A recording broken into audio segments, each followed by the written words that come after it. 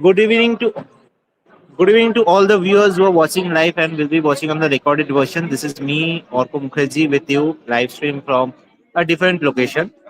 So we have already wasted 21 minutes, and I am extremely sorry for what we have been delayed. We were facing some technical issues, so without wasting any more time, let's just jump into 30 seconds countdown time.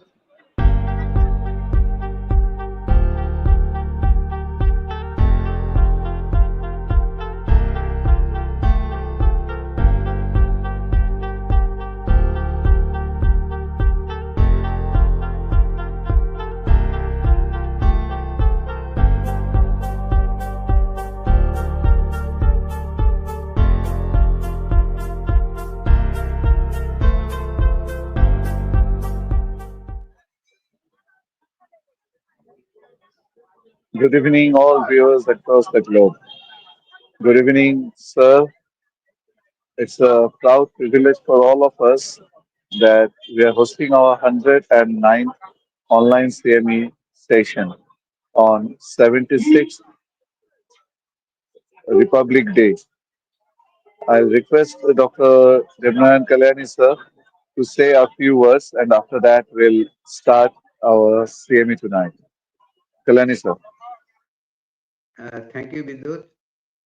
It's a great pleasure for us to arrange the CME on your auspicious day, 26th January, the proud day of the nation. And further, we are very much happy, rather we are lucky to get Radha ma'am to be as moderator in this session, and we are waiting for a brilliant presentation by Dr. Mandal. Thank you all of us for coming and joining over here. So what I was telling, that homeopathy is facing constraints since Hahnemann's first day of invention of homeopathy. So always you are facing constraints in different ways, sometime in network system, sometime your network issues, but still you are progressing by your help, your assistance, and your kind patience. Thank you very much. Let us start the CME proper. Thank you, sir. And with your permission, let me call on our inaugurator tonight, our beloved Geetha ma'am. Sure, please I call. request our backstage editor, Dr. Orko Mukherjee, to please bring on good evening and happy 76th Republic Day, ma'am. Over to you to inaugurate the 109th CME. Good evening, all. So, respected President, General Secretary, our esteemed moderator, speaker, and all other distinguished guests, all doctors, namaskar. I am Dr. Geetha Pillai from Kerala. It is a pleasure to be here once again to inaugurate this CME program organized by our association, National Institute of Homoeopathy Alumni Association. I was in 5th N.I.H batch. Our president is my immediate senior. And today, I was working as professor and HOD, the Department of Pathology and Microbiology in Government Homeopathic Medical Colleges at Kozhikode and Thiruvananthapuram. Now retired and engaged in private practice. Today is our 109th CME program. The topic is Examination of Mental State Part-2. Its first part was held on 12th January 2025. It was a thought-provoking one. And today, let us continue with this topic, Examination of Mental State Part-2. We know it is the vital aspect of our case taking, homeopathic case taking, and the vital aspect for our prescribing. Similarly, the vital part of our association is our president and general secretary. So our president is Dr. Narayan Kalyani, sir, my immediate senior from 4th N.I.H batch. Sir, we are deeply proud and proud to have you here today. Your presence will guide us. So please join me in welcoming Dr. Narayan Kalyani, sir. Sir, on behalf of all assembled here, I extend you a warm welcome. Then next, our dedicated president, Dr. Bidyut Mukherjee, sir. Sir, we appreciate your invaluable contributions to this association. Then, please join me in welcoming Dr. Bidyut Mukherjee, sir, to this program. Next, my regards and affections goes to our young and energetic IT manager who is very skillfully managing all the technical side of this aspect, Dr. Mukherjee. We appreciate your support and dedication. Then our today's esteemed moderator, Dr. Radha Madam. She is also from Kerala, from second N.I.H batch. Madam, we deeply missed your presence last time due to some unexpected tragedies occurred. Anyway, today we are proud to have you here. Madam holds a MD in Medica and PG diploma in public health from National Institute of Health and Family Welfare. She served as former advisor, Ministry of AYUSH, Government of India, and member, Scientific Advisory Board, CCRH. And we deeply appreciate your presence and guidance in the CME. Madam, we are confident that you can guide and steer this program more smoothly and effectively. So, please join me in extending a warm welcome to our dear Madam. Then, it is a matter of pride to introduce our speaker, Dr. BP Mandal, my classmate. He is also from Kerala. Today, it is a pleasant coincidence that all the inaugurator, moderator, and speaker, all from Kerala. Something that happened by chance. So, Dr. Bankim was a student of Calcutta Homoeopathic Medical College and Hospital. He started his journey as lecturer in Medica and different colleges in West Bengal. He served as examiner for different universities and he mentored a large number of students. Later, he joined in Kerala government service as medical officer. Now retired and engaged in private practice and settled in Kannur, the northern part of Kerala, an esteemed professional. So I am very happy to welcome you, sir, to this program. And we are expecting one more insightful section like the previous one. And with these words, I like to inaugurate this function. Let it be a grand one and thought-provoking and engaging to everybody. Then, with these words, I like to inaugurate this program. Let it be a grand one. Then, before concluding, I like to thank all the office bearers of this program for inviting me to inaugurate this. And lastly, I extend my sincere thanks to all the participants and all the doctors assembled here for your valuable time and attention. Now I request Dr. Radha Madam to take the stage and continue. Madam, over to you. Thank you. Dear Dr. Kalyani, Dr. Bidyut Mukherjee, Dr. Geetha Pillai, Dr. Bankim, Prasad, Mandal, Dr. Mukherjee, other doctors in the audience, good evening to all of you. And a very happy Republic Day to all of you. First of all, I am sorry I couldn't join the last CME, that is 108th CME, because of some tragedy in my home. And I am very thankful to Bidyut and Kalyani, Dr. Kalyani, for managing everything, though I could inform only very lately. Thank you, Dr. Geetha Pillai, for introducing me with such nice words. And she has already introduced Dr. Mandal also. So I invite Dr. Mandal to start the presentation. Please. Okay. Thank you, ma'am. This is This is I am proud to see you on the screen. Previously, we didn't meet, and now Dr. Geetha is my classmate and introduced everything for me, and now today already we have spent so much time before starting. There were some IT issues, so welcome back to the same chapter, same program, examination of mental state. Now today is the second session. So at the everybody, I extend my that happy welcome, and this my state this program, this happy Republic Day. Happy Republic Day. Okay, then I am not wasting any time here. So I will directly jumping to my program. So welcome back. So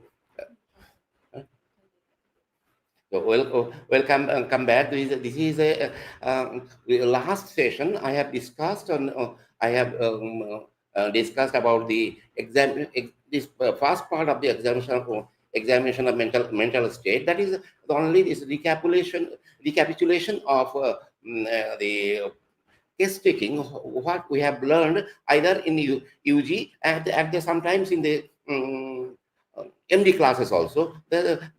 And that with the last session we have completed with the total case taking what generally we have studied in our UG classes. Now, but there we suddenly stopped with the mental symptoms. Mental symptoms and mental part of the case study was not elaborated. So now today onwards, I will today some part again this part will not be completed in one session. It will be needed another one session. So today some part of the examination of mental state I will try to complete. Then we'll be continuing to the next session. So now I directly go to the subject. So now this in general organ of medicine 170 to 182 aphorism has discussed about the rules to guide us for the treatment of one-sided diseases. That means patients with too few symptoms, and at the same time, the aphorism to 210 to 230 gives guideline to treatment of the mental or so-called emotional diseases. So not only that, 211 there was a particular statement that Dr. Hahnemann, our master, tells us this holds good to such an extent that the state of disposition of the patient often chiefly determines the selection of the homeopathic remedy as being a decidedly characteristic symptoms, and which can least of all remain concealed from actually observing physician. Now, at the same time, in the footnote of 213, it says there is examples that aconite will seldom or never effect either a rapid or permanent cure in a quite calm, equable disposition. At the same time, just Naxvomica will not be serviceable to a mild or phlegmatic personality.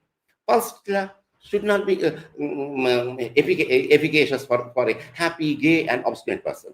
Ignatia, where the person is imperturbable, that means they cannot be changed to their mind from their idea, or disposed neither to be frightened or vexed. They cannot be changed. So with this thing, These are the things why this examination mental state, that why I got interested in the examination, in the examining the mind in special conditions. So why I thought that we must go for the scrutinizing the mental symptoms.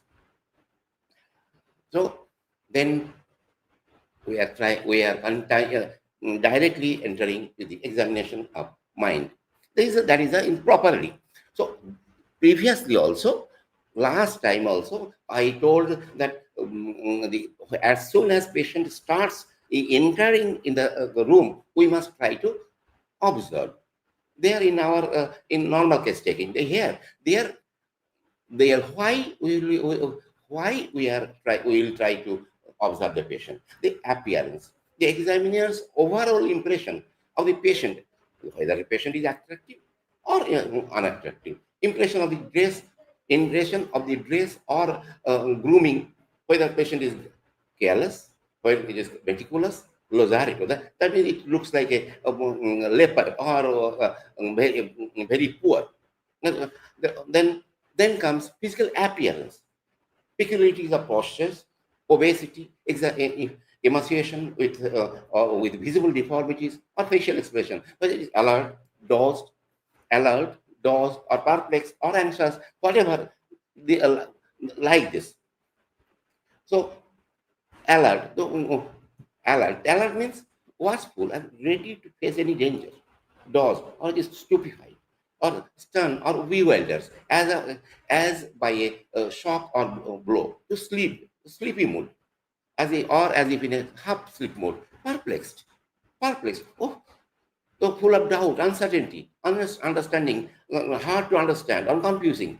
They don't know what to do, what to tell, or anxious, eagerly wishing, or eager, or worried, apprehension, or then now if we go for the attractive, whether the patient, whether this attractive implies pleasing, charming, pretty, good looking, cute, handsome, like this. Unattractive implies somebody ill-favored, plain, careless, without any worry, carefully careless. You have sometimes we used to tell carefully careless. They don't bother about their body, their grace, their grooming, like this, carefree. They don't bother about these things. So all these things we must observe. Then comes then at the same time we told them meticulous. They're very carefully dressed, carefully groomed.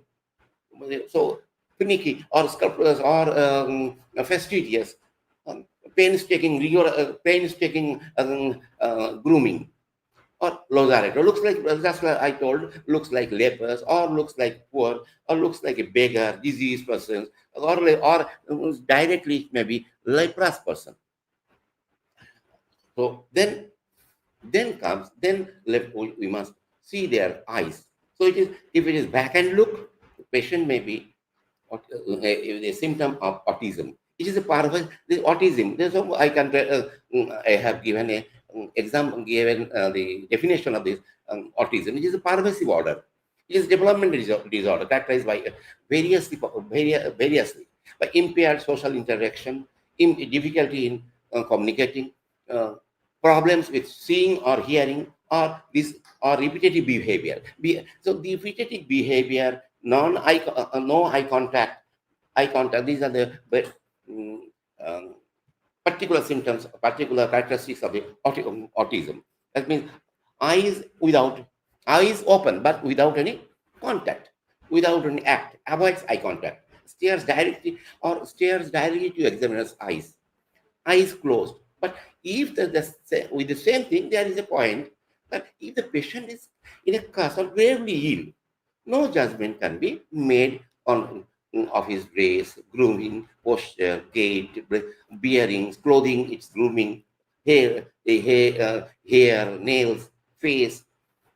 So all these things cannot be judged if it is patient is gravely ill. Because if the patient is gravely ill, he or she did not groom herself. So somebody must have been helped. Or if it is whether they look like a feminine, young-looking face, masculine, all these things, all old-looking, we cannot judge. So now, here I told in the third point, the stares directly to examiner's eyes. So what may be the reason? Directly looking at the eyes, that maybe they may be amorous, they may be full, they may be proud, they may be very attentive, or they may be magnetized. They may be magnetized or perplexed. Perplexed. And if his eyes are closed, so till this time it is eyes. If it is eyes is open, and if it is eyes are closed, maybe sleepy, maybe intoxicated, hypnotized, or drugged, tranquilized, opium poisoning, depression. So many other reasons may come with eyes closed. So then comes psychomotor activity. Psychomotor activity. The patient may be fully ambulatory, normally. Otherwise, everything looks normal. Walking, movement, everything normal. Walks with or maybe walking with assistance only. Maybe confined to a wheelchair or bed, runs about here and there, wants to run away from room, wants to run away from doctors. So, or patient may be may keep still most of the time. Maybe most of the time patient is still having no movement, no extra activity, no extra activity. But and now then the third point is patient how they move their hands. How they move their hands. So maybe hands are constantly in motion, maybe pace up and down, maybe placing up and down, or move restlessly, or thrust this thing, that thing, here and there, move this touch. Or patient may be completely immobile. His activity level may fluctuate, graceful movement, clumsy, unusually some unusual movements, impairment of associated movements. What is to be done? Instead of doing this thing, they are doing something else. Then comes behavior. He may be grimace, ugly grimaces, or twisted expression of face, typical to disgust or pain. Haptics. Tics. That means tics are the psychogenic, involuntary, spasmodic, repetitive motor movement of a small segments of the body. Or they may display choreiform movements. They are Huntington's disease, sequelae of rheumatic fever or scarlet fever, or there may be echopraxia. That means repetition of movements of examiner. This is a common in schizophrenia. So, and they may be stereotyped motor activity, continuous repetitive physical activity. That means continuous going on, tapping on the table, flexibility, resistance to being moved. If is a specific symptoms of catatonia, inability to move normally, or purposeless activity of schizophrenia. So is a part of the schizophrenia. Then comes automatic behavior, command of automatism, automatic behavior, or the command of automatism. The movements are according to some command. They don't know. They cannot describe who is commanding, but they are doing automatic. Then comes mannerism. So they are stereotype, involuntary activity, indistinct, distinctive quality or style of doing something such as tapping on the table, etc. Just now I told.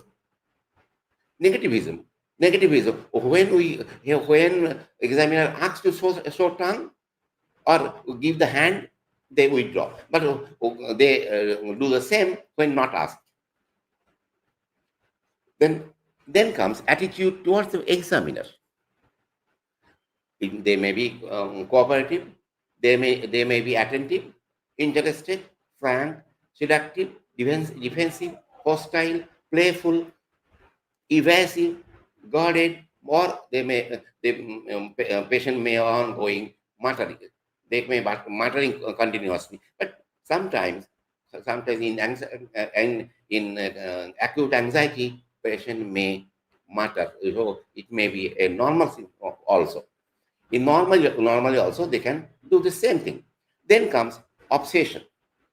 Obsession, or what is obsession? Agitated depression. Agitated depression. That means may touching the examiner, clumsy, agile, limp, rigid, retarded, combative, subtle reaction, or moist. Or with this thing, there will be, as I told, agitated. So there may be moist hand, perspiring forehead, restlessness, tense posture. So in case of schizophrenia, strained voice may be strained, wide eyes, shift in the level of anxiety. During interview, wrinkles the forehead. Then they may be they may or may not be cooperative. They are cooperative. Cooperating is or inclined to cooperate.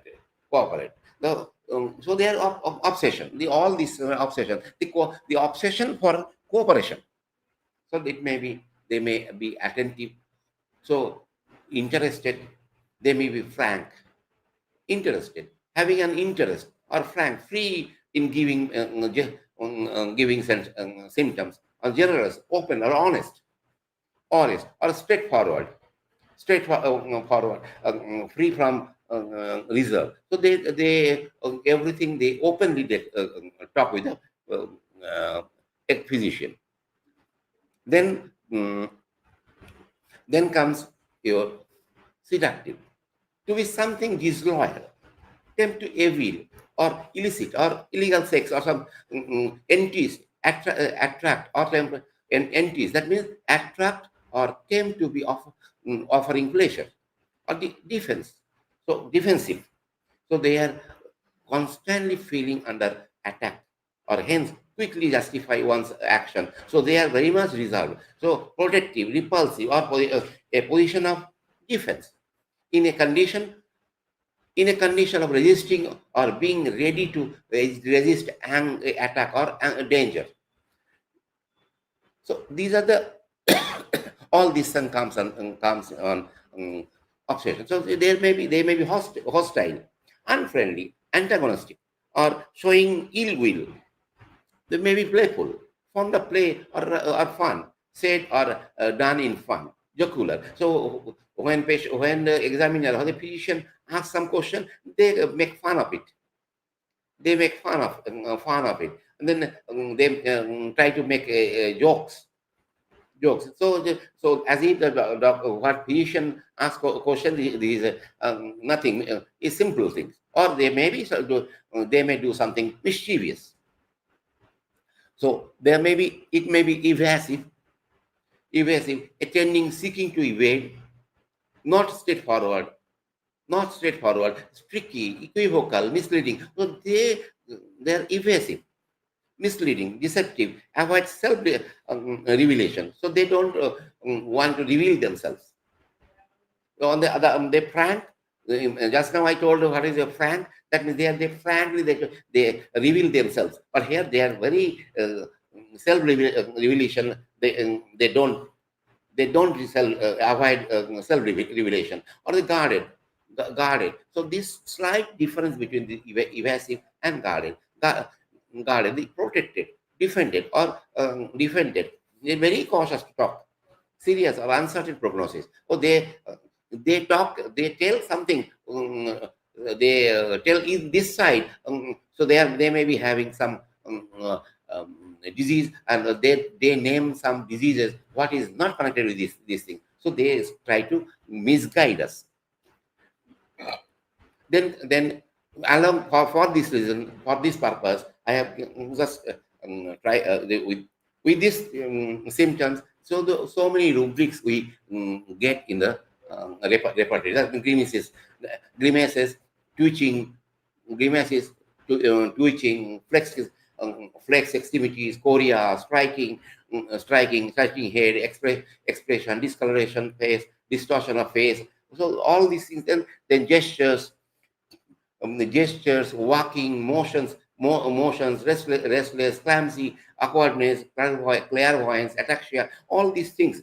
This incoordination due to drug or agitation, all these rubrics we will get in our repertory. To find out these rubrics, a simple case taking like case taking will not do. So we have to go into the root.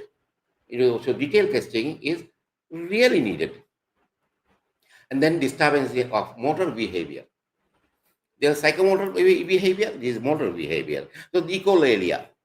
Echolalia, repetition of words of one person by another, not only examiner. Not only examiner, one person by another. So maybe patient's assistant is doing something there, and this patient will go on imitating him. So this is echolalia. So this is psychopathological condition. Then echopraxia, imitation of the movements, mimicking the physical movements of or facial expression of one person. That means especially examiner. That is also psychopathological. Then chorea flexibility, waxy flexibility. What we call a waxy flexibility, a state in which the patient is maintained. The patient maintains the same position, same position, and then command automatism. That's few minutes back I told command automatism, automatically following a suggestion. So when a examiner asks, how do you feel in the morning? Do you get cold? Then automatically that cold, he start imitating or showing something. Morning I got or something like that. Without telling the answer, they show something. Then automatism, the performance of act, representation of unconscious symbolic activity. So they talk less, they symbolize more. Then comes catalepsy, temporary loss of muscle tone. As I told you, catatonia and catalepsy, almost similar words. The weakness precipitated by a variety of emotional state of unconsciousness, in which immobile position is constantly maintained, constantly movement. That is due to weakness of muscles and weakness of muscle and due to emotional state. And then stereotyping, the continuous repetition of the speech, same type of speech and physical activity. Just now, I just few minutes back, I told once again. Then negativism, the same thing I told a few minutes back, that negativism. When asked to do something, they won't do. When on this they do, when do we don't ask. And mannerism. Already I told mannerism, stereotype, involuntary movement, a peculiarity of manner in behavior or speech, socially, especially in style. Especially in style. That means their particular style of talking or behavior, the motor behavior. That is a mannerism that everywhere, whenever we ask something, they behave, they show the same type of movements. Same type of movement. The barbarization, the meaningless repetition of the speech. Meaningless, without any meaning. Then overactivity. So there may be hyperactivity. There may be that's the meaningless repetition. Oh, that day I told you something. Oh, that day I told her something. So repetition, the same word, but with there are only any meaning. To complete, they won't complete the sentence. Before that, they go on repeating the same word without any meaning. Then overactivity, hyperactivity, that may be restless, maybe aggressive, there may be destructibility, or there may be a tick, already I told.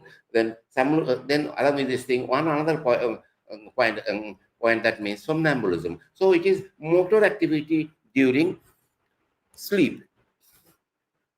Then comes compulsion, uncontrollable impulse to perform an act repetitively. So it is there may be dipsomania, compulsion to drink alcohol, egomania, pathological self preoccupation, erotomania, or pathological preoccupation of sex, abnormally strong sexual desire, or kleptomania, compulsion to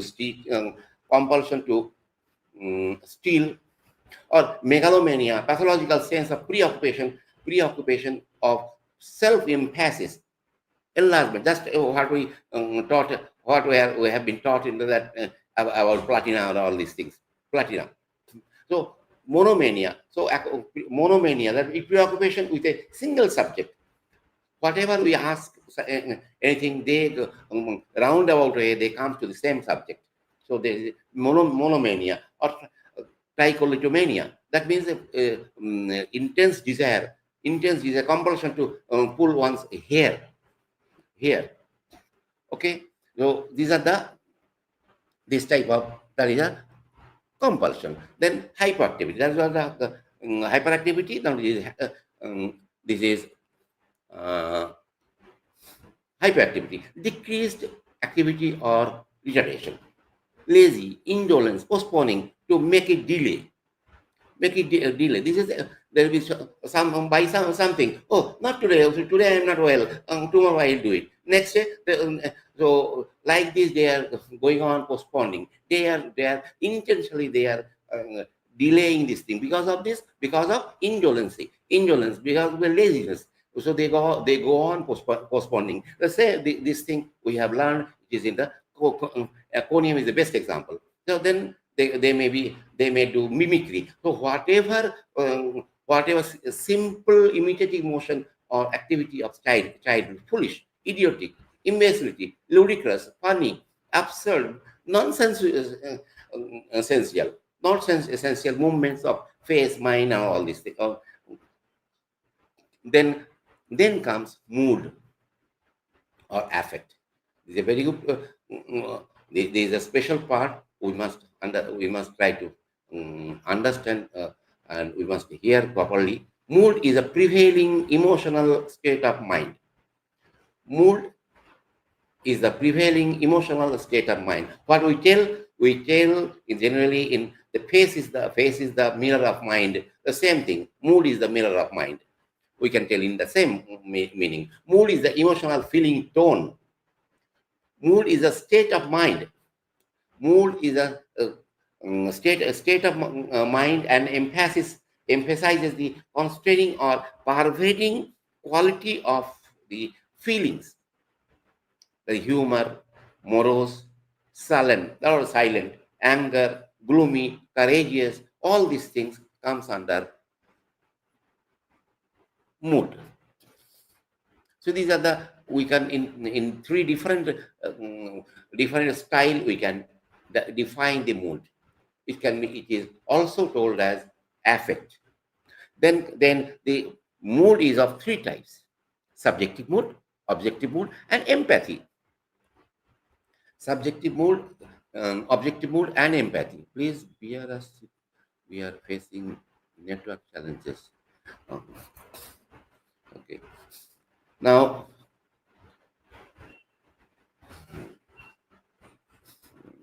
so then comes.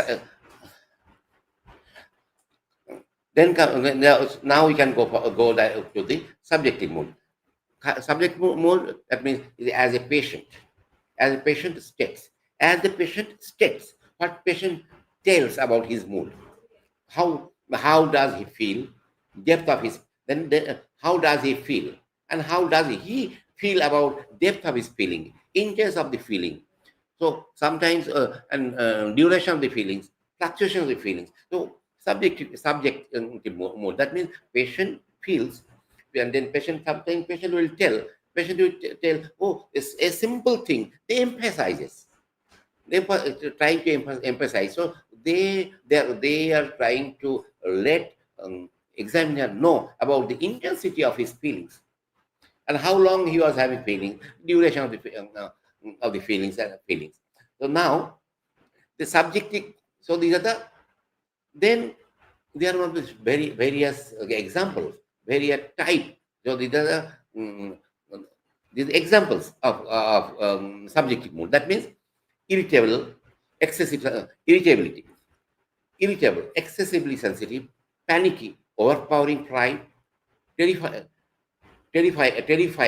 terrifying, filled with terror, angry, feeling of anger, elated, exhilarated, or ecstasy, ecstasy, or and empty, without any content, empty, no mood, no feeling on face, no feeling on the face, indifferent face, face, or what we call in the moon face, having no expression, or guilty feeling, guilty feeling, having guilty conscience, or bewildered, wandering, or unreal, false feeling, futile, useless feeling, or self-contemptuous, self-respect. And then again, it is a patient's objective. Then comes objective mood. Now the subjective mood, now it is objective mood. It is a patient's expression, or how the examiner evaluates patient's mood or affect. It may be manic, it may be grandiose, manic. That means extremely elevated and excitable mood, usually associated with bipolar disorder. Grandiose, impressive and imposing appearance or style, agitated, feeling of or appearing troubled or nervous. Then empathy.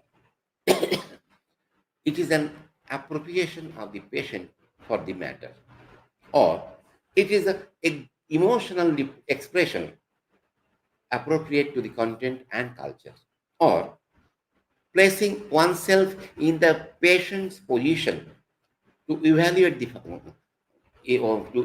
content. Now, with this empathy, with all these three different definitions, now question comes: can a physician feel for the patient? Can a physician feel for the patient? And if the patient feels for the patient, what will be the outcome? Different moods. Now, there is another part, different mood. You're not in a different type, it is different moods. Sadness, the variety of moods: sadness, misery, dejection, pessimism, unhappy, wretchedness, irritable, congruous, incongruous, or apathetic, sympathetic, euphoric. So many, or there may be bliss, ecstasy, elated, or ecstasy, elated, exhilarated, suspicious, worried, anxious, change of fluctuation, or swinging mood. That is quick successive change of mood. Mood changes. Sometimes patient comes, I have something continuously. My mood changes. Mood changes occurs in manic and psychopathic personality. Sometimes they are very happy, sometimes they are very angry. So sometimes they are suspicious. So their psychopathic personality is a very they can be identified. They can be identified by directly on the mood, on the face itself. Then comes whether the sympathy, sympathetic personality, sympathetic mood. Then the patient may express feelings of sadness. It may be hopelessness, it may be morose, pity, self-reproach, compassion, loss of compassion, or due to compassion. So there may be so many this type. The patient may express the sadness, but how the patient expresses the sadness, that should be counted, because Most of the patient, they are coming with different diseases, so they may be sad, they may be sad, but how they expressed, how they are expressing, they may try to touch the doctor, try to examiner to express themselves, and so many there are maybe so many things. Then elation, this elation. This is few minutes back I told elation, elated, elation, ecstasy. So these are the things. Uncritical optimism, radiant, self-confidence, boastfulness. So it may be spontaneously. Elation may be continuous, spontaneously, or in response to specific questions, or his or her affect may be so constricted that it remains unaltered or flat, no matter what subject or topics are discussed. So they remain same. Then the patient may then patient's mood may be constant or fluctuate between elation and sadness throughout the interview.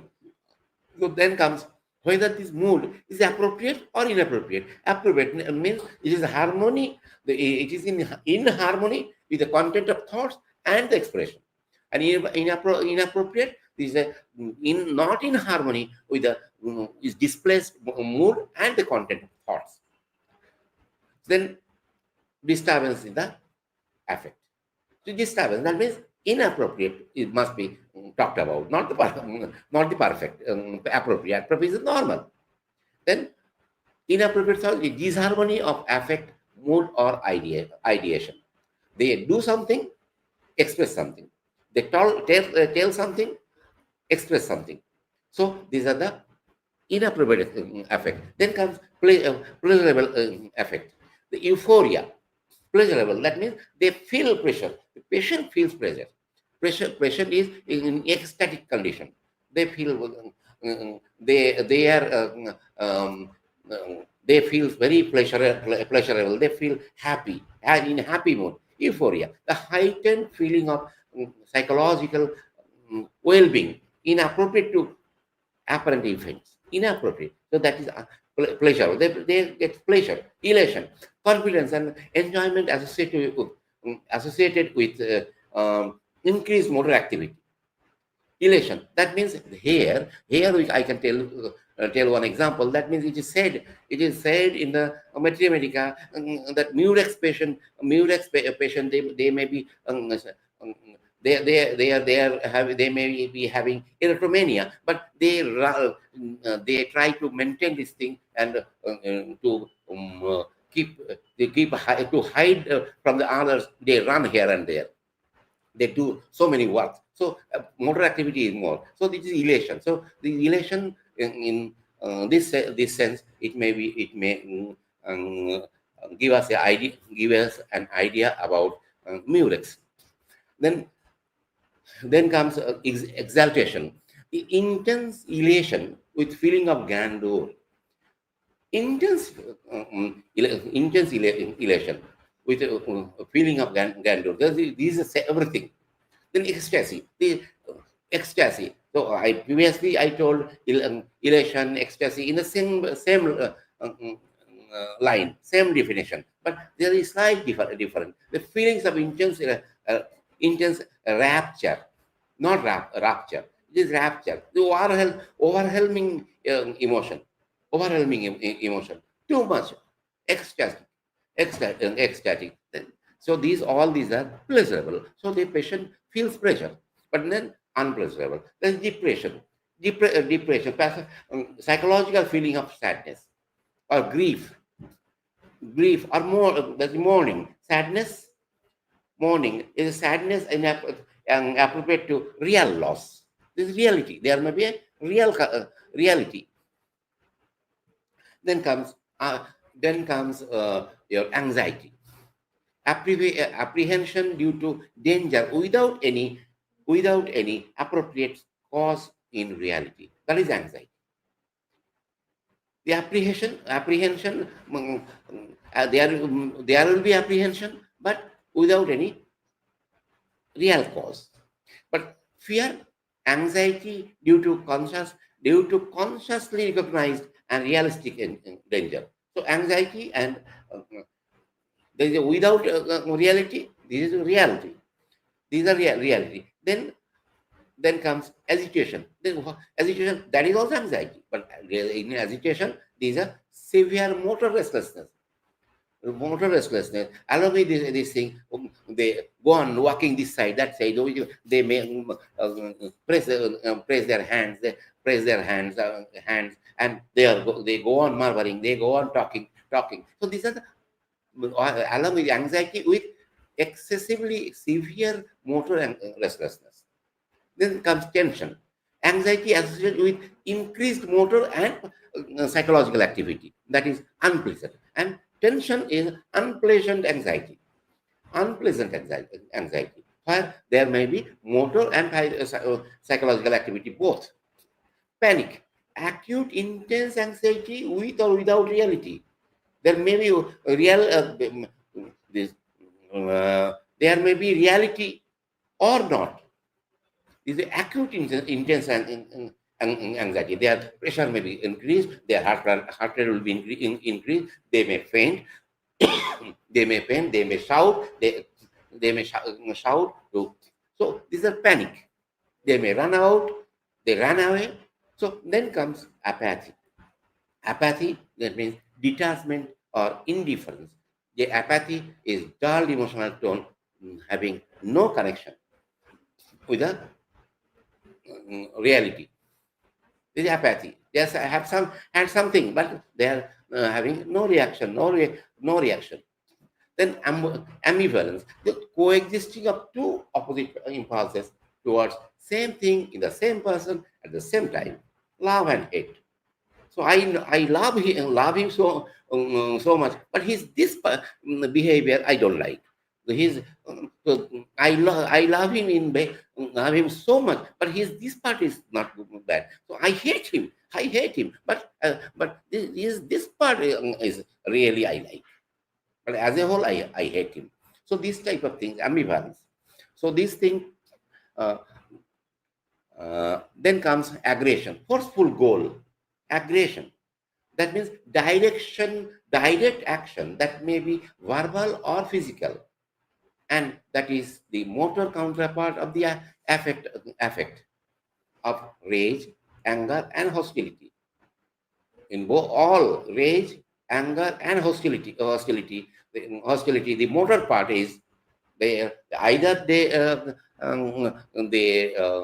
talk so much, they shout, or they show something physically, a physical attack, or physically they may show some caricature. Then comes speech. Then we started talking with the patient and how they speak.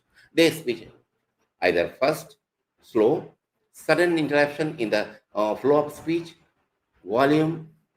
Then volume may be loud, may be scarcely audible, may or may not be easily understandable, or volume in fluctuations, or there may be coherent or incoherent, or relevant, irrelevant, or relevant or irrelevant, or impairment of vision or hearing, or the spontaneous, or answers only to questions, or disorder of articulation, lisping, talking like a child, lisping, or stuttering or stammering, that is stammering, or impairment of vision or hearing, or both may be suspected, or neologism, the coining of new words. New words. When we ask something, they they answer with a new words. What is not normal? What is not normal? And tangential. We ask something, and they start on a story, and only for one or two words touches our questions. So that is tangential, illogical. So they to answer the questions of the question, they go on telling so many things which is having no connection with this question. Maybe unusually vivacious. Whatever it is, they give a vivacious example, vivacious words with this thing. That may, so then may talk in a style very confidential or monotonous, very monotonous, having no effect, no effect of any other thing. They go on telling or affected or to impress.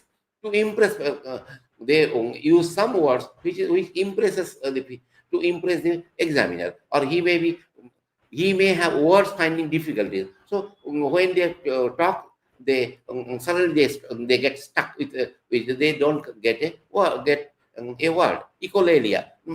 Previously, I told echolalia, repeating the questions asked to.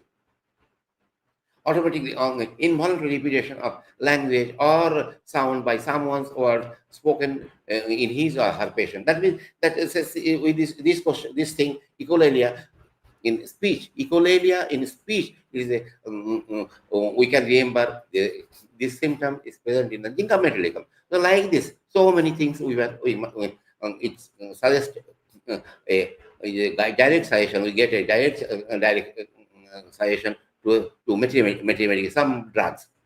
If the patient only communicates by gesture, but does not speak or in fact mute or uncommunicative, that means echopraxia. So in echopraxia, generally they talk less, they show caricatures. So we must, clinician must resort to direct examination to determine whether the lack of verbal communication is present or not.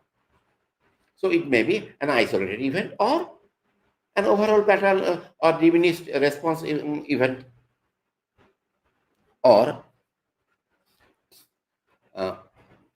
then comes clang association. Words similar in sound but different in meaning call up new thoughts such as king, kin, or tall, tail, tail. Or these are similar in sound but different in meaning. So like this type of words, they clang association. Or playing with words, or playing with words. They go on telling some words, this thing, that thing. So they are playing. They having almost no meaning. Or word salad, incoherent mixture of words and phrases. This type of speech results from the disturbance in the alliteration, that means repetition of an initial sound, usually of a consonant or cluster in two or more words of a phrase or line of poetry or line of poetry, etc. Such as what a tale of terror. Now they are turbulency tales. So like this T. So they start with the tell. So what they tell. So tell. Then the T, they go on telling some words with the same pronunciation, same sound, T. So then comes thought process. After speech, the thought process. The thought process maybe, so we may define in this way: goal-directed flow of idea or symbols and associations initiated by a problem. So then only patient we start thinking task and leading towards a reality oriented conclusion. The thought process. When a logical sequence occurs, thinking is normal. When a logical sequence is ordered occurs, then thinking is normal. Then again, thought process, speed and progress of thoughts. It may be usual, it may be accelerated or fast, very fast. What we call in so many mathematical flow of thoughts. Flow of thoughts very speedily. They changes from one idea to the other. They go on talking from continuous. They are going very fast. Flight of ideas, rapid verbalization verbalization, so that there is shifting from one idea to the other. Or pressure of speech, voluble speech, difficult to interrupt. They go on talking in that much pressure. It is very difficult to change it, or very difficult to interrupt. They go on talking. Then volubility, logoria. That is volubility or logoria. That means excessive talkativeness, where it is incoherent and uncontrollable. So these are the these are the difference. Difference, that means what in the volubility, logoria, there's talkativeness. There is lacacy, so lacacies, and so other drugs, so many other drugs are there. What we talk about talkativeness. Then slow or retarded, very slow. They don't talk very less, or very slow. Mute is very slow. If we ask some question to them, they ask, "Oh my!" If we ask, "What is your name?" Then so they are very slow. They talk very less. They are very slow. And then comes circumstantiality, circumstantiality, disgression of inappropriate thoughts into ideational process, using too many associations, but ultimately reaches the goal. That is the circumstantiality. That is the dullard, slow or stupid person, drunkards trying to be impressive, or obsession, or obsession. And then come just opposite to circumstantiality, that is tangentiality, the inability to have a goal-directed association of thoughts. Patient never gets from desired point to desired goal. So that is called tangential. It just touches the question, then go and go on talking so many things here and there. Incoherent, running together of thoughts with no logical connection. That is incoherent, resulting in disorganization. Or irrelevant. Answer is not in harmony with question asked. And blocking, interruption of train of thought in extreme exhaustion, extreme anxiety, and schizophrenia.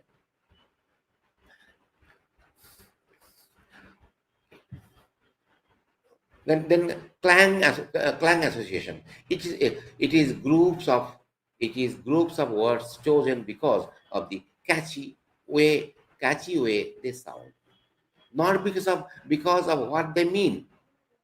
This is the example of schizophrenia or bipolar disorder. The flight of thoughts, flight of ideas, a spontaneous speech in which the idea slips off the track onto the another one that is clearly but obliquely related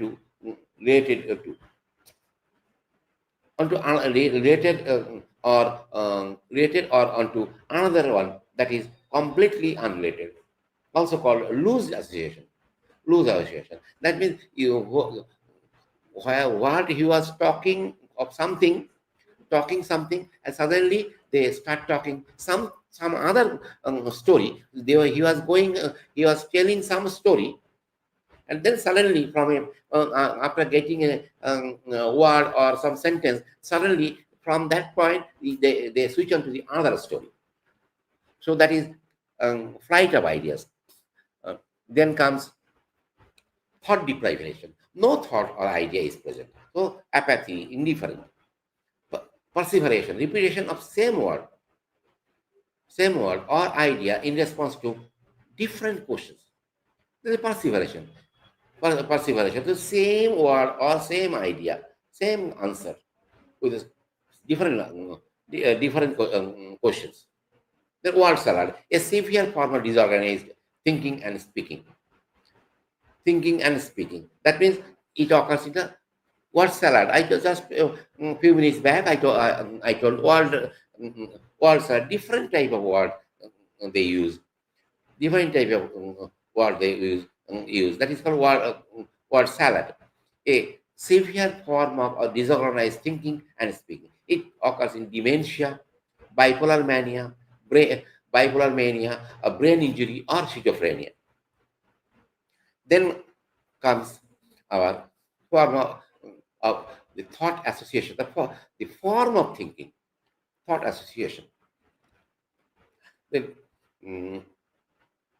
form association. So it is derism, mental activity not coherent with logic or experience. And then, so if it is there, then we can tell a form of thinking, a thought association. What associates, or what the person is thinking, having any connection, their polarity of or meaningful coherency. So that is called thought association. Then there is a mental activity not coherent with logic or experience. Autistic thinking, interest in oneself only, for them only. They think about themselves only. Interest in oneself than in others or external objects. So if we go in Medica, sometimes we have heard that the children's plays with one or two the one or two dolls, or play and sitting in the corner of corner, whatever happening in a whole room, they don't bother. So that is autistic thinking, or that is an example of autistic thinking. Then syntactical aphasia, the inability to arrange words in proper reference, whether lack of association is present, means lack of cementing material. Lack of cementing material. So what we tell, if we ask them, then where you will go, or where from you are coming, I come home, something like this. So they don't know. They are I home come, or something like this. So they are having a lack of cementing material in sentence. Cementing material in the sentence. Then comes content of thinking. Content. So when they are thinking, what is there in their mind? This is preoccupation. About preoccupation, there maybe illness, environmental problems, obsessions, compulsions, phobias, suicidal thoughts, homicidal thoughts, hypochondriacal, specific the antisocial urges, and so there are so many things. So then one by one we may go. Occupation of thoughts, a trend of thoughts. That means centering of thoughts contents around a particular idea associated with a strong affective tone. That may be hypochondriacal. That is maybe hypochondriacal, exaggerated concern, or hypochondriacal means exaggerated concern over one's health that is not based on real organic pathology. Obsession, appearance of irresistible thoughts, irresistible feeling or impulse that cannot be eliminated from the consciousness of by effort. Then comes compulsion. Then obsession. Then comes compulsion. Action or state of mind forcing or being forced to do something. Constraint. Obsession and compulsion may be singly or combinedly in the same person at the same time.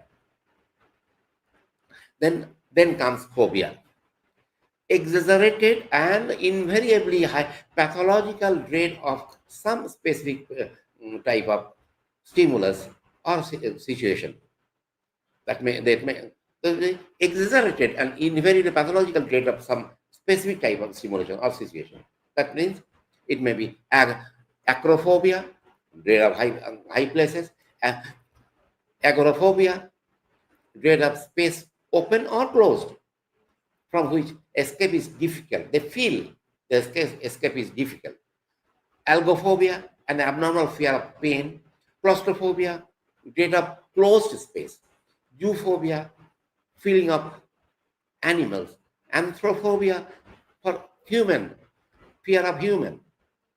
And arthrophobia for insect. Euphobia, that means from strangers. Ismophobia, sharp objects, the fear of sharp objects. Hydrophobia from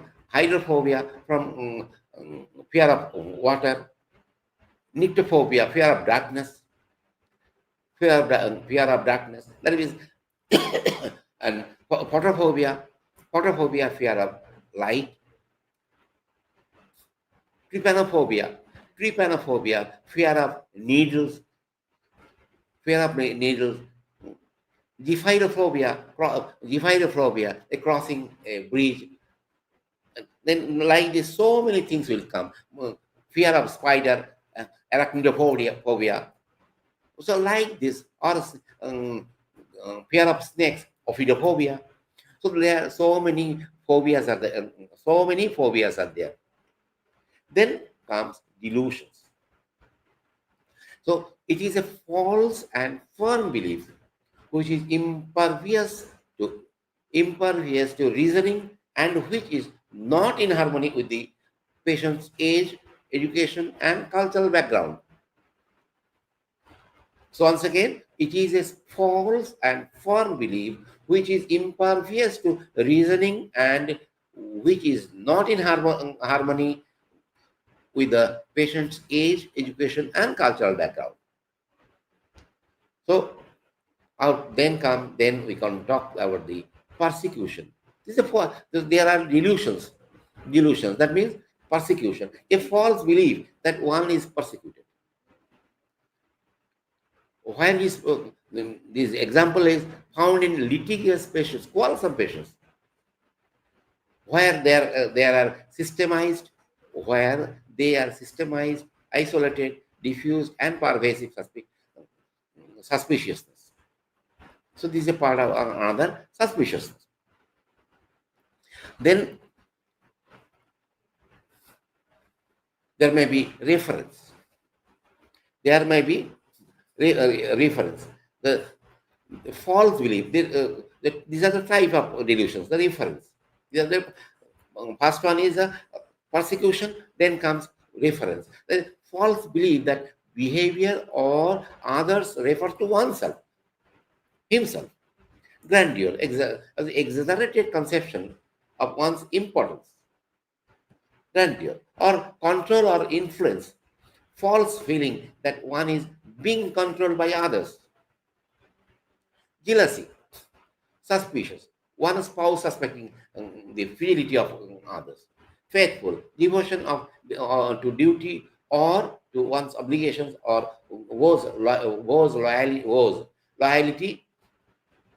loyalty, faithfulness, love, nihilism. Something does not exist. What is not there, they are having delusion of the same thing. Identifying oneself. Identifying oneself. So one can identify themselves. What is his importance in the family or in the society, like this. So that is another delusion. It may be also a delusion, because the delusion does not bother about the age, education, all these things. Then sin. So the delusion, they had done something sin. The guilt, he is guilty. Or poverty, he is very poor. Or hypochondriacal, he is having some disease, or organic diseases. Or nihilistic, nothing. Or not believing anything, not believing anything. Then comes possession of thinking. Possession of thinking, what does it mean? Minus of thinking, or control over thought, or thought withdrawal, or no power of thinking, or broadcasting, or passivity, or broadcasting. Passivity, all these things I will tell once again on the next slide. That is passivity. Passivity phenomena is of schizophrenia. So they don't tell anything. Their thinking is stopped, passive. They stopped. They don't think anything. They go on telling, which is incoherent. Perception, awareness of the objects and relations that follow stimulation of peripheral sense of organs. Then possession, then distorted function, distorted perceptions, distorted perception. Then comes, after perception, it comes hallucination. That means distorted, functions or perceptions. And in the distorted perception, we call the sensory distortion. There may be sensory distortion. It is a change in the perception. It is a result of change in intensity of stimulus. It is a result of change in quality of stimulus. It is the spell. It is the fragments of different forms of possession of thinking. Then perception without stimulus. Perception without stimulus. Then there are also the same 5 modalities must be there. That means there is another 5. Then hallucination may be the result of emotion, suggestions, peripheral sense organs, sensory deprivation, or disorder of CNS, the central nervous system. That means this hallucination is a disorder of perception. It is clear cut. It is a sensory perception. It is a distorted perception, and it may be due to sensory distortion. It may be sensory distortion. It may be change in perception. It may be result of change in the intensity of stimulus, or maybe result of change in the quality of stimulus. It may be fragments of different types of perception. And then, then comes the. Then I told the perception hallucination may be result of another 5 things. Then emotions, very depressed in schizophrenia, suggestive hallucination, suggestions. That means suggestive hallucination in hysteria, or peripheral sense organs. There are some diseases in the eye and ear. Sensory deprivation, black patch, suddenly black patch, or psychosis after cataract operation, and when both eyes are bandaged. Disorder of central nervous system, that means visual or auditory cortex. That means then comes type of hallucinations. Auditory. Why it is accusing of in alcoholism? Thought auditory. That means they hear something. Thought spoken aloud or echolalia in schizophrenia.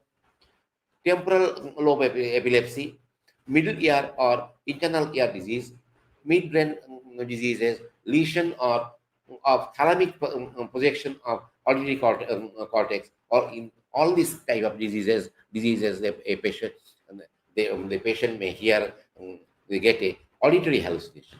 Then visual hallucination, usually in acute organic brain diseases. They see something there is having no existence. Delirium tremens, eye disorder, lesion of optic tract or radiation, calcarine fission, or and post fission and posterior part of temporal lobe. Objectory hallucination. That means it may be in a schizophrenia, or these are organic states, depression, temporal lobe epilepsy, or olfactory, unpleasant odor such as burning of rubber and all these things. So these are called olfactory hallucination. Then there may be tactile perceptions, hallucinations. Parietal lobe lesion, phantom leaf in a parietal lobe lesion. Most of the time it is due to parietal lobe lesion, phantom leaf in ambulation, after lesion of peripheral nerve, medulla or spinal cord lesion, acute organic state of nerve lesion, animal crawling, formication. All these things are called tactile hallucination or gustatory taste in temporal lobe lesion, epilepsy. They taste something. They feel some peculiar taste in their mouth. A sense of heat, cold, or electricity, or cold or electricity. This may be due to another cocaine poisoning or psychosis, cocaine psychosis, or it is called cocaine bug. Sexual sensation in schizophrenia. Then comes kinesthetic, sense of flying, in acute organic state, false perception of movements, phantom leap, reflex, image based on one's sense modality is associated with an image based on another sense modality, synesthesia. That means synesthesia. Some sense part gives rise to they feel some for some other sense. For example, experience of colors when listening to music, experience of some colors when listening to music, or perceived taste on looking at the looking the food, or see shapes when smelling. When they smell something, they are getting some smell by feeling the smell, perceiving the smell. They can tell the a particular thing where they are getting smell and their shape. So these are called reflex synesthesia. So synesthesia is one particular type of hallucination where reflex the image based on one sense and modality with the other one. Then hypnagogic hallucination. The hypnagogic hallucination is generally during when we get sleep. Some images comes in our mind, and then this hypnagogic hallucination between wakefulness and sleep. That means we are going to sleep. When we are going to sleep, a patient may have some hallucination. It is called hypnagogic hallucination. And when we get up from sleep, which is called hypnopompic hallucination, between sleep and complete awakening. So these are the two different things. So then extracampine. Extracampine means patient has a hallucination which is outside the limits of sensory field. They can be hypnagogic, they may be hypnopompic, or organic, or schizophrenia. Sees someone standing behind him while looking straight ahead. That means physiologically we cannot describe them. They are looking forward in front. They are telling, yes, although I am looking forward, I can see what is happening on my back, what is happening in my mind or behind. So that is called extracampine. So then comes Lilliputian. Atropine sees atropine. Generally the atropine poisoning sees tiny pupil. These are organic problems. These are usually accompanied by pleasure. So this is Lilliputian. So same thing. It is atropine-based symptom, but with our Medica, we can think of platina in this type of patients. And then autoscopic phenomena. Phantom mirror age. This is a peculiar thing. Sees himself in front.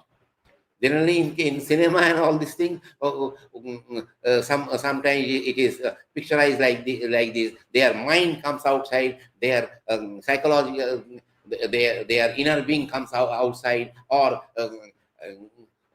in some host comes out from his body and talks with him. So like this, phantom mirror image. That means sees himself in front. Can occur in normally.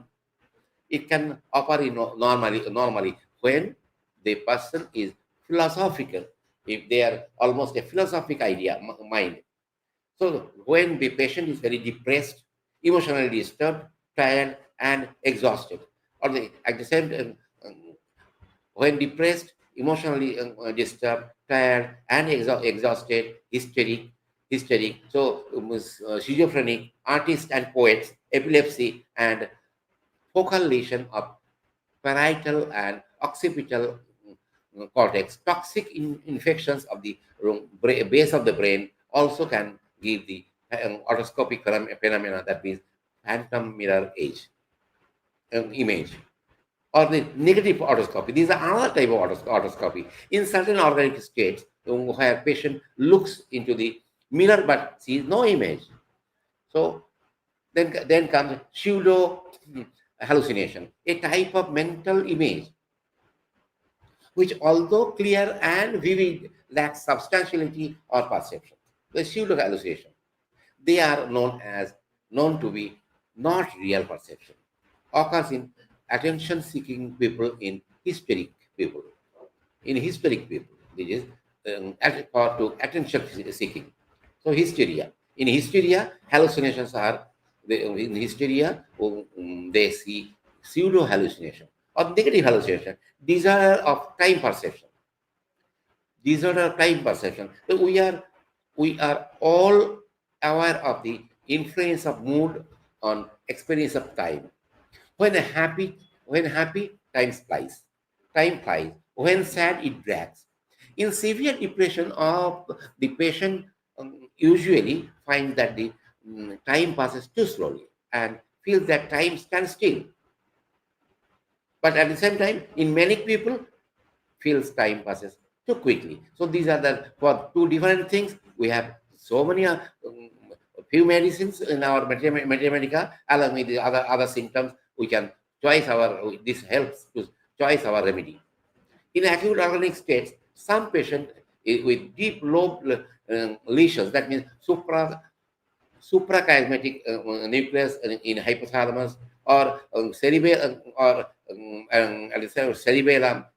basal ganglia, hippocampus gyrus, and cerebral cortex experience time to pass very quickly or slowly. So in disturbances, in lesions, in this type of these areas affects the feeling of this this time sensation. Then comes illusion.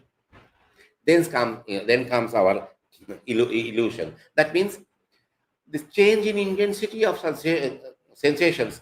That means hyperesthesia. Persons of intense emotion disturbance. Persons of low physiological threshold.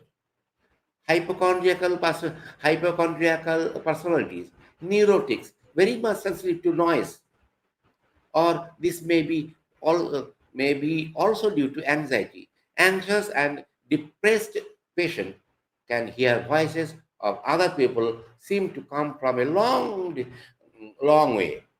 This is a very good very good symptoms of as much my idea goes, it is a very good symptom of opium poisoning and opium. With these things, we can select go for the opium. Then illusion, hyperesthesia. Then it is a hyperesthesia. Then comes hypostasia. Hypostasia means true hypostasia occurs in delirium, where the threshold of all sensations are raised, or change in quality of sensation. Colorings of yellow, red, and green are named as xanthopsia, erythropsia, or chloropsia. That is chloropsia. The patient may see different colors in different colors in different conditions. So for this thing, example is santonine users and workers can produce violet or yellow visions. Change in spatial, there will be multiple forms of sensations. Microscopic micropsia. That means they see very small things. Macroscopia, macropsia, sorry, micropsia or macropsia. That means these occurs in retinal diseases, disorders of convergence, disorders of accommodation, temporal lesion. Then there are few terms, déjà vu, already seen or experienced. But thing is this, well, they maybe never seen it, but they feel illusion is they have seen it. They are already experienced. That means illusion of vision recognized in which a new situation is incorrectly regarded as a repetition of a previous memory. The illusion of familiarity in temporal lobe epilepsy or excessive fatigue.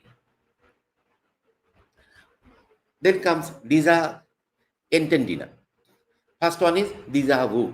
That means they, without any, the feeling of familiarity, illusion of familiarity. That means they have never seen it. They were having no idea, no experience, but they were still, they feel they know it, they knew it, they are familiar to this same thing. Then comes déjà entendida, illusion of auditory recognition. Illusion of auditory recognition. That means they feel that this sound they have heard it. They are hearing something. Auditory, almost like just like a just like a hallucination. But there, in a hallucination, there is no real production of sound, but still they can hear. But here, there may be a sound. There may be a sound, but they have illusion that they have seen it. They recognize the sound. They recognize the person. There's Jamai's view. Never seen before. Never seen before. That means the experience that's opposite to déjà vu. It is just opposite to déjà vu. That means never. The other one is that means they are very they are not familiar. They feel familiar. They feel they are here what they are unfamiliar, but originally they are really familiar to something. Something that is we call in other things, other word we can tell the false feelings or unfamiliarity with a real situation or a real experience is due that is never experienced. So although they are very familiar with this, then the thing is this. Now it is already almost going to be 1.5 hours. So I feel now we can stop today's session here, and then we'll be continuing to the next session on the most probably in the 9th of February. On the 9th of February, it is I will continue to the next with the next part, and that will be the last part of this examination of mental state. I feel this thing will be helping this everybody. Whatever this thing will be a new part that we have talking today, and the next last session I will be continuing. Immediately after this thing, and then we'll be continuing completing this part, this examination as a complete as a whole. Then thank you very much to everybody, my viewers, and Dr. Kalyani, my classmate in the UG, and Dr. Bidyut Mukherjee. Then now I feel I stop now and over to Dr. Radha ma'am for moderation and all those things. Okay, thank you very much.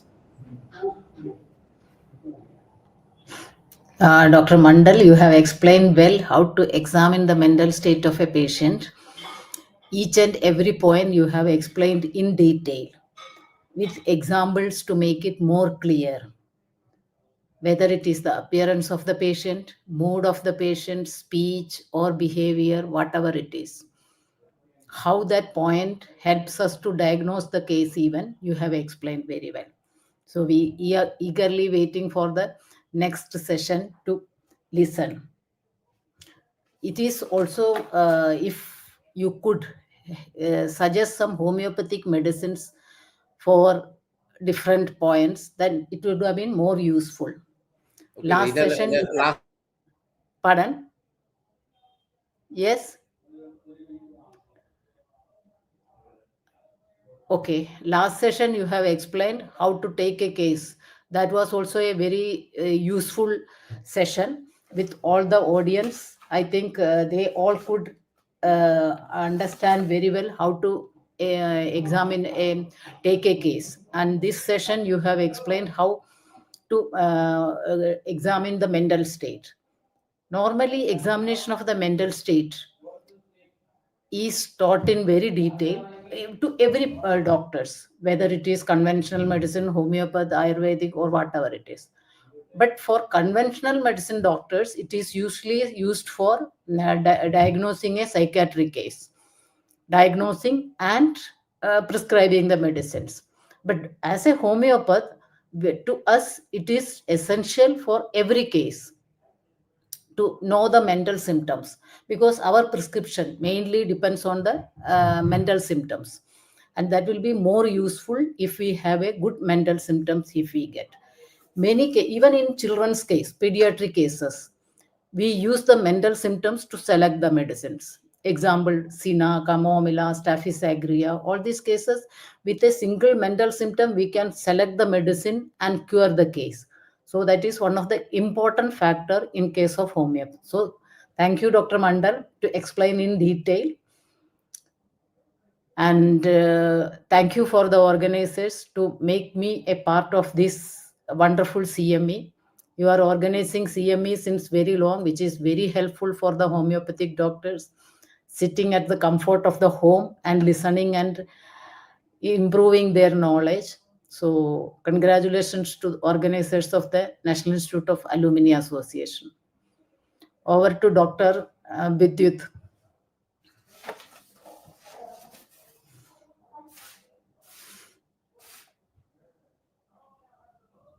Hello.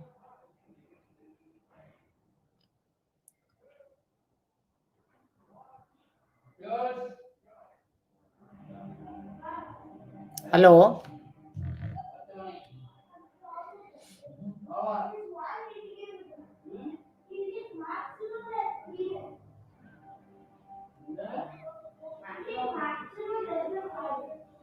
Can you hear Dr. Kalyani? Dr. Bidyut? Yes. He will come very soon, I think. Pardon? He will join immediately, I think. Okay, But okay. so long he joins, let me add a little thing to my friend, my classmate Bidyut has joined. That is today's CME. The first I don't want to tell like that my own friend. I want to pay respect to my senior sister Radha. Thank you. You are from a family, rare family in homeopathy. Yes, yes. Family of There is no second family in India who has worked throughout their life for homeopathic development in India and abroad at large. One is yourself, that is giving advice to government of India all along. And our earnest request, as because you have retired, please give us advice what to do, what not to do for the development of this, so the progress of the CME and N.I.H. Alumni Association for the development of homeopathy. And another is our sir, Dr. Ishwar Das, was one of the most respectful, creative, honorable director of the biggest institute of the world, that's the National Institute of Homeopathy, who is all along guiding the Alumni Association for betterment and suggestions. So we are from a rare family. Our homage and respect to both of you. Sincerely, please go on giving us advices, suggestions, what to do, not to do. Your presence today, CME, has encouraged us a lot. Thank you, madam. Thank you. Now, regarding our inaugurator sister, we are really happy that you have joined. You're coming. Our request is please come once as a speaker to share your experiences. We will be waiting for you. Next, my friend Bankim Mandal, today's CME was not a mere CME, what I feel, as if he has become a teacher of psychology. I'm very, very happy that he has taken so much strain to arrange these things and to present before us is a brilliant thing. And I'm the same opinion with Madam Radha, that if you can, it's a very difficult task. I will tell you why. If you can add homeopathic drugs along with those presentations, that will be a gem for great contribution to the homeopathy literature forever, because this thing has not yet been done. I will give you one fact that in N.I.H, in Amma Street, we had our psychology teacher who was basically a doctor, then psychologist, Madam Dr. Sunipa Sinha. You might be knowing, Madam and Bankim. He used to take our psychology classes. At that time in N.I.H courses, psychology was a separate subject. We had to study and sit for the examination. And with her, we have traveled different places like Gobra Mental Hospital, Manovikas Kendra, and he had a great love for homeopathy. So one day I requested her, madam, and personally I had a good rapport with her because I was very fond of mental symptoms. Now we requested, few of us along with me, that madam, can you help homeopathy instead of medicine? But yes, of course, I am ready to help you. But the reason I love homeopathy, I am coming to you. His husband was a surgeon. Then we hand over one Kent repertory and ask him, madam, these mental symptoms of the repertory, can it be arranged in modern terminology of the psychology and psychiatry? Then, madam, why not? It will be done. I will do it. He was very happy to get it done. He took the book, coming every week, taking classes. We are asking, madam, it is very difficult. Very difficult. I'm trying. I'm taking help from my friends. 1 month, 2 months, 3 months. He's continuing telling these things. Very critical, very difficult. So much details. All the things are not yet been available in normal nomenclature. And normal terminology is not being sitting with the mental symptom. There are different type of constraints. Still, I will try. You won't believe that few months he's tried. Then one day morning, he returned back to the Kent secretary and told us, I'm very, very sorry. I could not help you. Your repertoire is so detailed, so critical, so fantastic. Psychology and psychiatry have to go far off on this range. At this present moment, it is very, very difficult. And what Bankim has done, a great job of doing this presentation and what he has done. If you can add few common drugs at least, that will be a gem to literature of homeopathy. Please try it. If you cannot take the help of others, your children or others, or you can take the help of our alumni who are interested. And one more suggestion to my friend, that whatever you have collected, these are the gems, you try to give to our e-journal. That will be a recordable thing, and everybody will be helped. Either in brief or short, or with the drugs or without the drugs, whatever you have collected, try to give in our e-journal for everybody's help. So anyway, Bidyut Mukherjee, our General Secretary, has become busy. He sent some program. I don't know whether always ready or not. So, Orko, am I audible to you, Orko? Orko Mukherjee, are you here? Or Dr. Bidyut Mukherjee?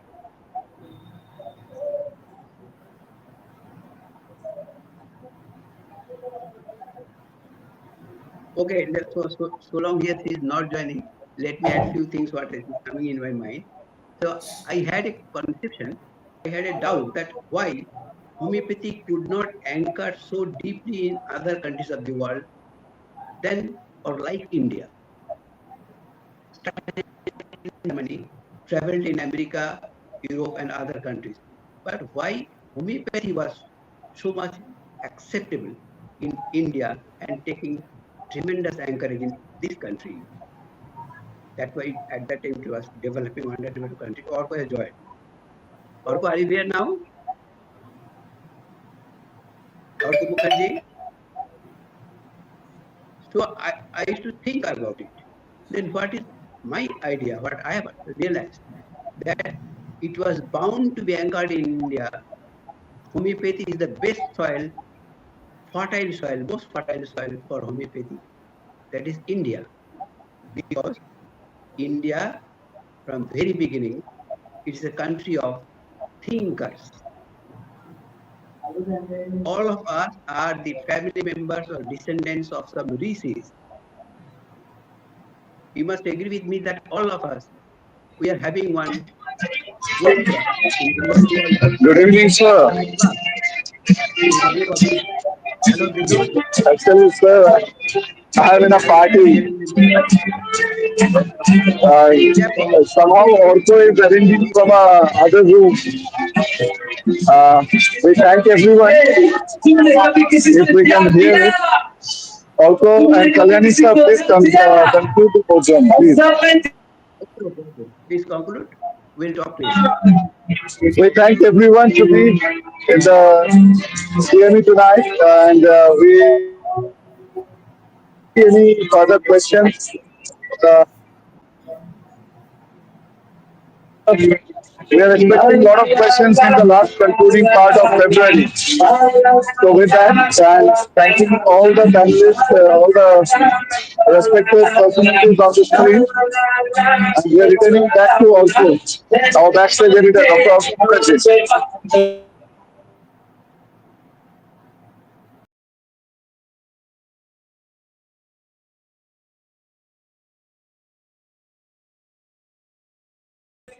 Thank you all. Thanks for watching. I hope you have enjoyed today's CME. And sorry for the background music. I know I will get copyrighted, but still I thought of just doing this. So thank you all. Thanks for watching. And if you enjoyed this CME, do make sure to like, share, and subscribe our channel. Press the notification button and join our WhatsApp channel just to get updated as soon as we schedule a CME. And one more thing is that just if you want auto-generated e-participation certificate, just go on the link, click over there. There is a link below. Click over there and just do the process, whatever is there, and you will get the e-participation certificate. So thank you again, and join us in our Instagram too. We have an Instagram thing. Hope to see you on our next CM. So good night. See you later. Until then, it's me, Orko Mukherjee. Bye.